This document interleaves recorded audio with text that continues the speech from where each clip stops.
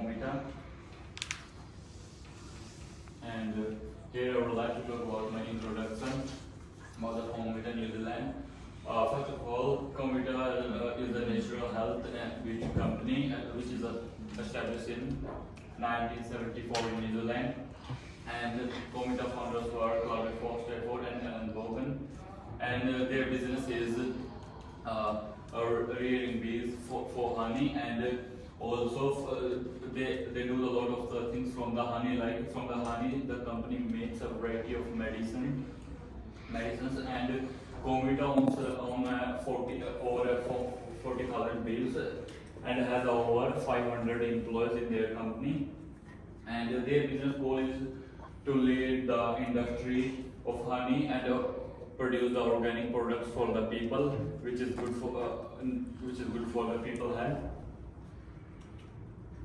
And the next slide is about the Treaty of Waitangi, and which I choose partnership. First, I will talk about Treaty of Waitangi. Treaty of Waitangi is established by the British governor of New Zealand for the Maori people, so they can have their land and equal rights as for everyone, for the Maori people, as giving an equal rights and Comvita giving an equal rights and opportunity to the Maori people to involve them in business decision. Even it's a big decision or small decision, they talk to the Maori people in their company. They do the meeting, so they take their advice. So then they make the decision, and they have Maori people in their company at all the levels. Even if it's the small level or the bigger level, they give the opportunity to come up and grow in their company.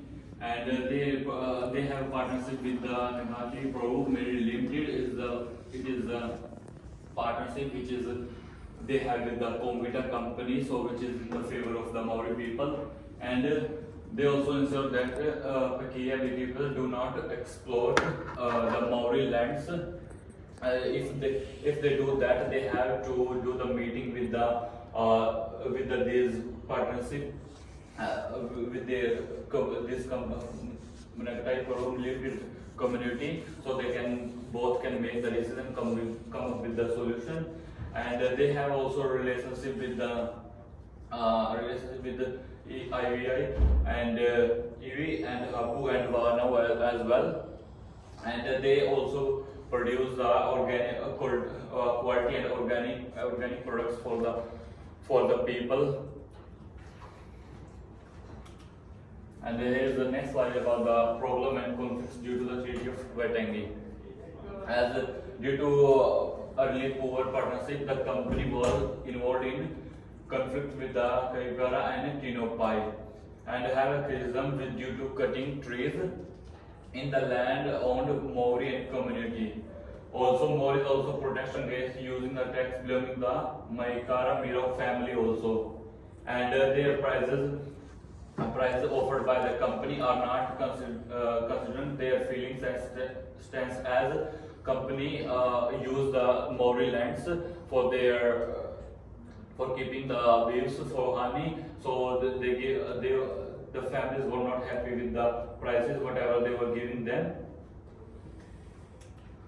And next slide is about the impact of working in a global environment, political instability.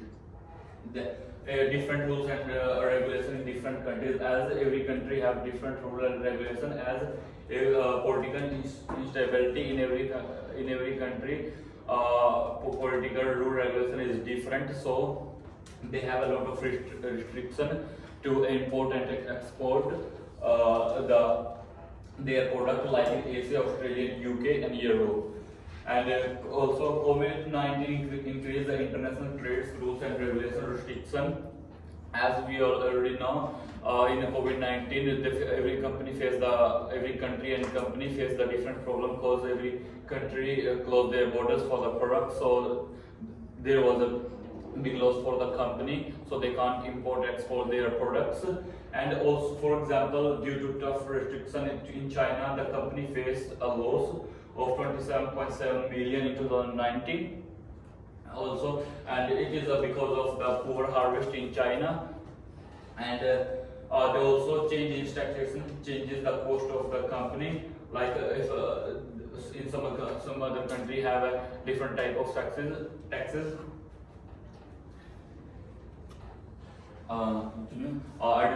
It also affect the organization goal of connecting to people, nature, and good health, and also reduce production of products to cut the losses, as company had a loss in China, so they reduce the production of the honey, and that's why fewer people could get the access to Manukau honey from the Comvita globally, and they have to resist the presence in market and set up the plans for restrict issues like in China, and they also decrease in sales and therefore return on its investments.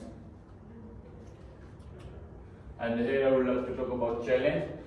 Company claims about like 100% pure honey, but it's not, as during the survey in US Oakland, people protested against the purity, and when it tested, it was found 62% pure, and when it was not 100%. And in the statistics released by the Indian Ministry of Primary Industries, it was found that the country produced only 1,700 tons of Manukau honey, whereas 10,000 tons were sold in 2014. As China and Australia also produce fake honey, they produce the wrong label on the products. And many organizations in UK, China, and Singapore did research confirm that the Manukau honey produced barely have the features that industry claim. Next, I go slide about the impact of purity challenge. Adversely affect its business goal of leading the industry by destroying its reputation, and force the company to focus on the marketing. Really, its reputation is they will not get the proper honey, like not 100% pure, so it can decrease the company reputation and increase the cost of marketing. It increase the operational cost of the company and decrease the profitability. And it can also reduce the market share of the company in the globally also, and poor return in investment just cause of the purity. Here's my reference. Thank you.